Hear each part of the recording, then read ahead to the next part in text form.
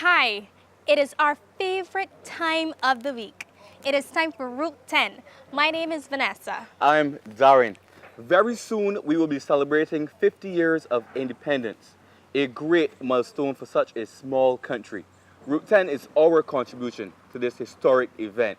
And today we are showing our patriotism while we tell you so much more about our parish. Yes, today we are at the Sunbury Great House, which is over 300 years old, located not too far from Six Roads. Joining us today is Katrina Bowen. You may remember her from a few programs earlier where she educated us about the Carrington factory, which is now the transloading station. She's not only an employee, she was the attendant to Darren and myself last year in the Ambassador program. Hi guys, thanks for having me. Hi Katrina, it's the Hi. month of November. We Yes, are it looking is. forward to independence. Me, more so the conkies. Yes, I'm having the yellow, black, and blue fever. Have you seen the display at the Beulah Methodist at the Four Cross? Have you seen that? Yes, that is Stunning. beautiful. And then the roundabouts, the displays are they absolutely put in an extra piece for the 50th this year. So I'm impressed. Yes, Yeah, very. independence is always a good time to look forward to. Yes, it is. Let us tell you what's next coming up on our show. We'll be meeting the first Barbadian Olympian, Jim Wedderburn. Then we'll be giving some historic tips and knowledge about the industry high school. And we get a chance to chat with the ambassadors of St. Philip this year. More to come on Route 10. Hi, this is Wayne. Hi, this is Santos. Happy Independence, Barbados.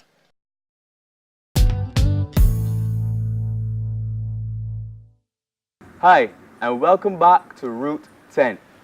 In 1960, a Barbadian, who is a Philippine, was a member of the British West Indies team that claimed bronze in a 4x400 meter relay at the Rome Olympics. Here is Mr. Jim Wedderburn. Mr. Wedderburn, welcome to Route 10. Thank you.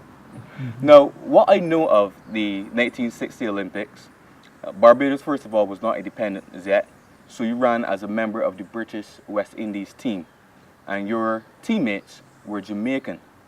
How was the experience for you in Rome, and how was the experience being the only Barbadian on the team? Competing for the 4 spots on that 4x400 meters relay team was one fellow from Trinidad, Cliff Bertrand, myself from Barbados.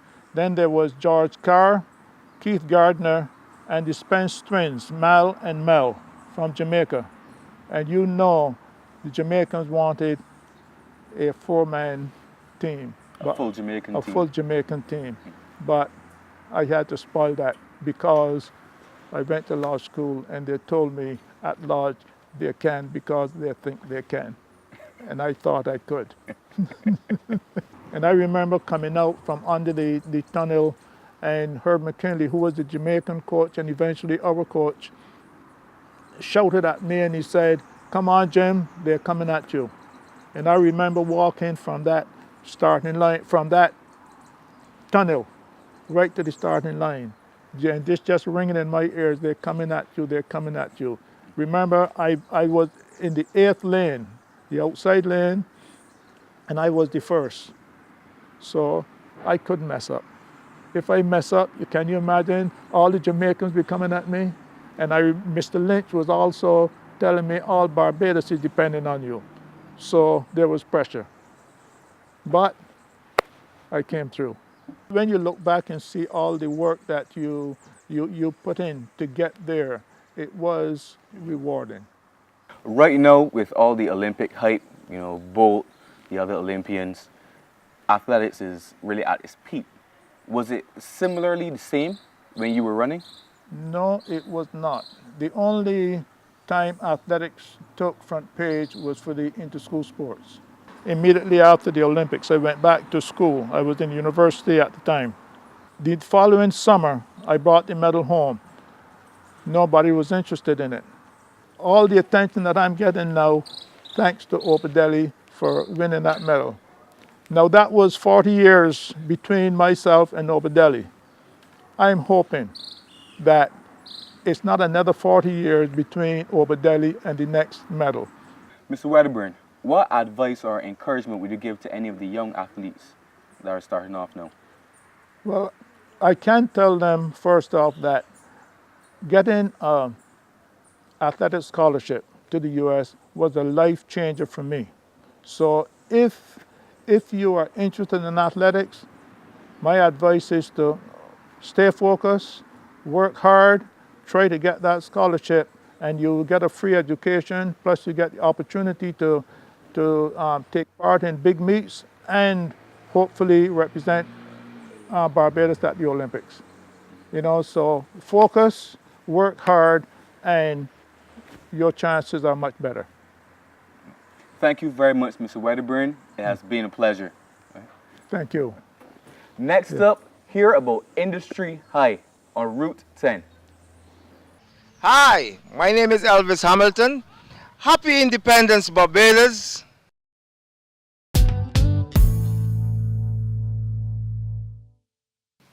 The Industry High School was one of the oldest private schools in Barbados, an alma mater to several outstanding Philippines, including Stetson Red Plastic Bag Wiltshire.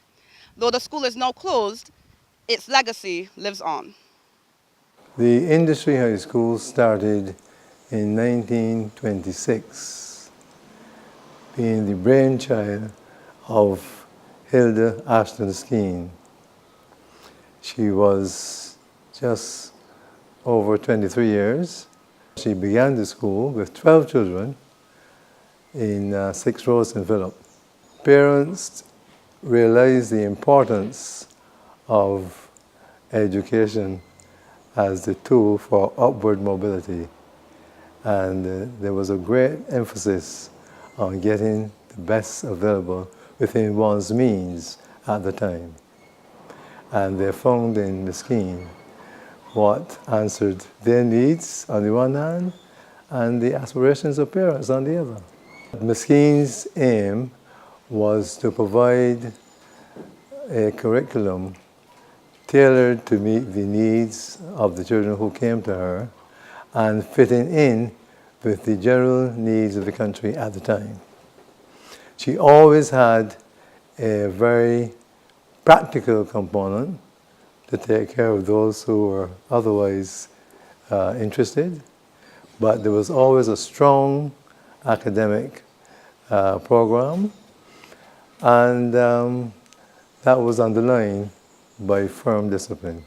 When I was around, having been raised in Mesquine's home for a lot of my life, I wanted to see what she began continued, because I realized that there was academic interest and aspiration on the one hand, and then those who did not, who were otherwise talented.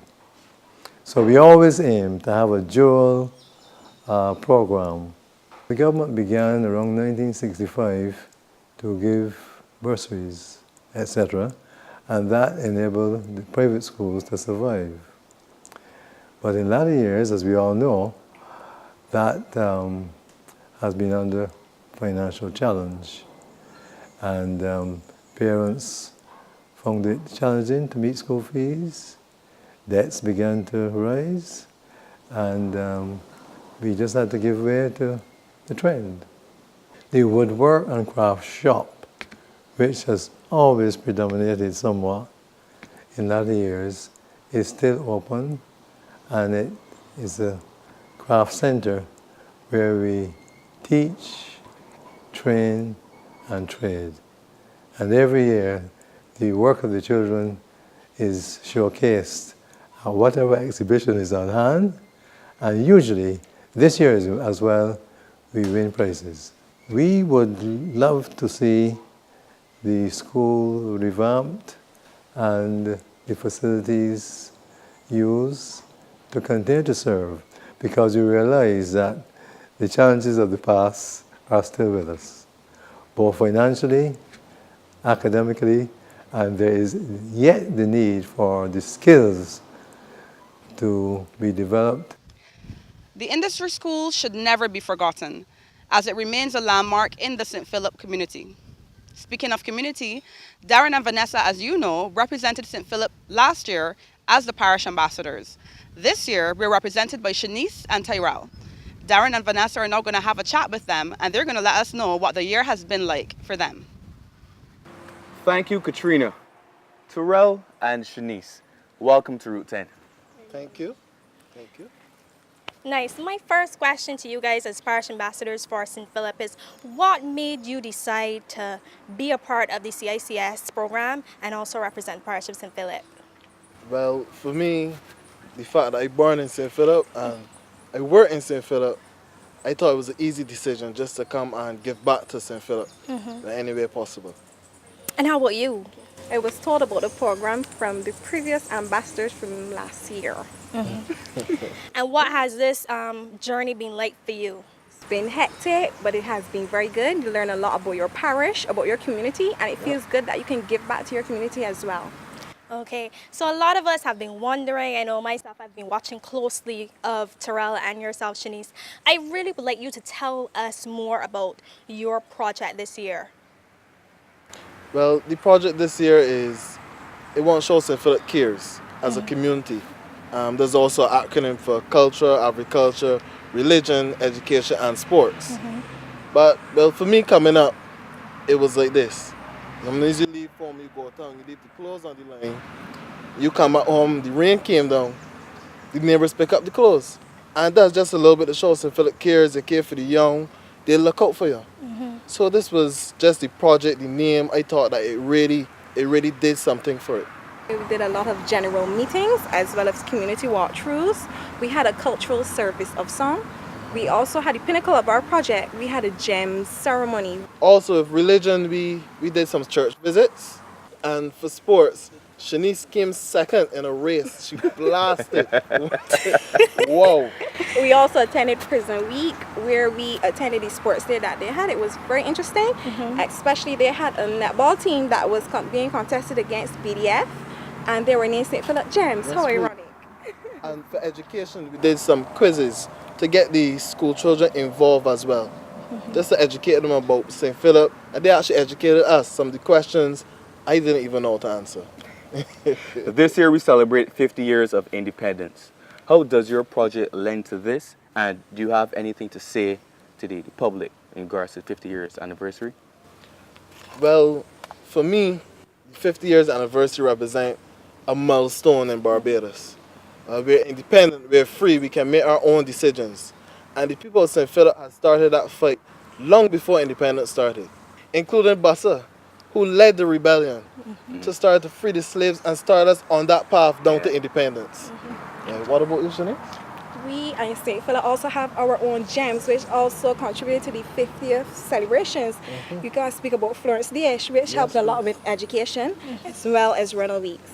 Being the ambassadors in the year 2016, especially when Barbados is celebrating 50 years of independence, what has the support been to you guys? And can you tell us more about your influence as ambassadors in the Parish of St. Philip? Our boss, Mr. Baino from Emerald City, has been very supportive from the beginning of the year right through with our project.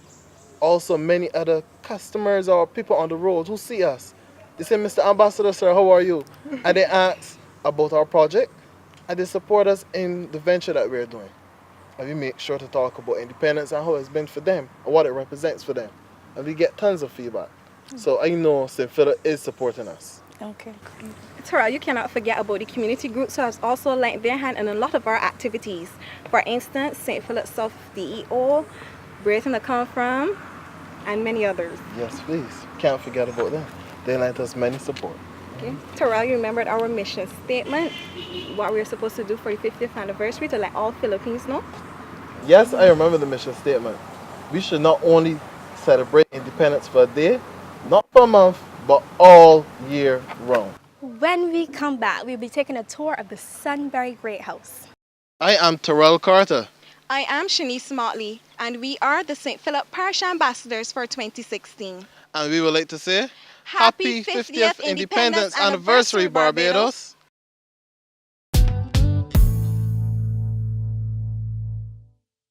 Welcome back to Route 10. As I said before, we are at the Sunbury Great House, and it is time for our tour.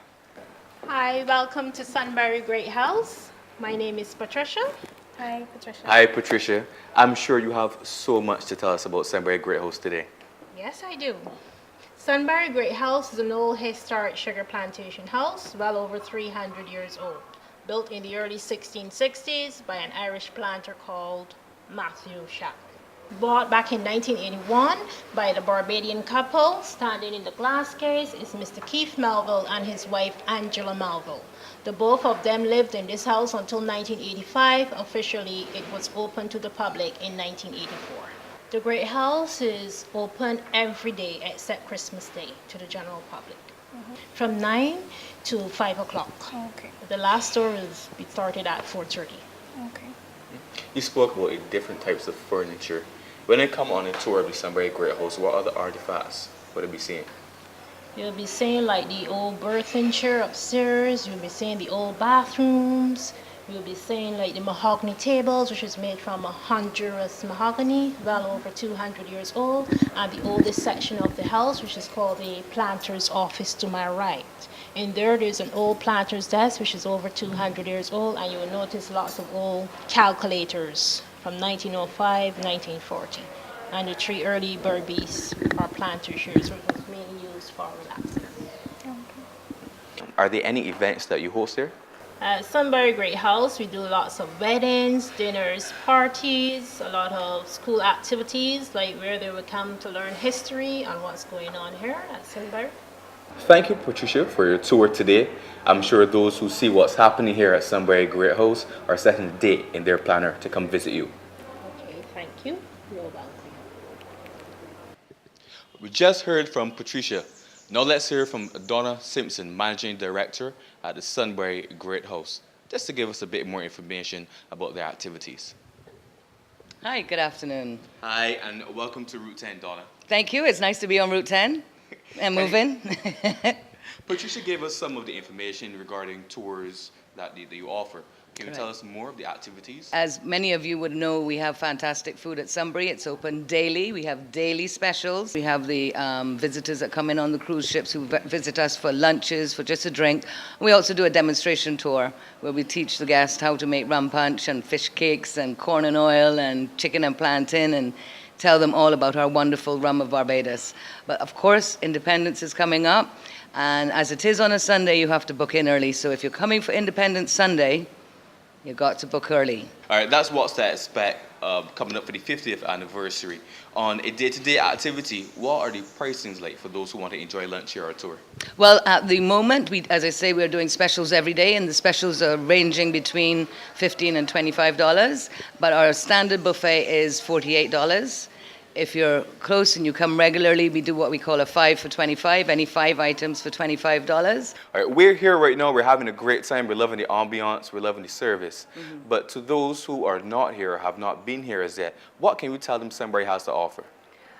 It takes you a step back into Barbadian history, and as we've been celebrating throughout the month of November, I have seen a lot of items now coming out on display that we have here at Sunbury. All 3 floors are full of information. You have your main floor, a lot of mahogany furniture. So it's a place to come and have a view.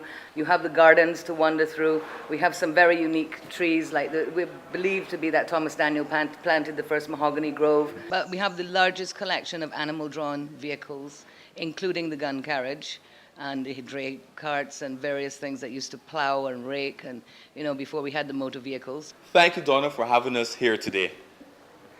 And it's not a Bajan soup if it does not have dumplings. I'm telling you. Well, Darren, that was an interesting chat. We have to come back for lunch. Yes, we must. Like us on Facebook, Snapchat, and Instagram. And to view this program as well as many others, subscribe to our YouTube channel. Until we meet again on Route 10. Bye. Goodbye.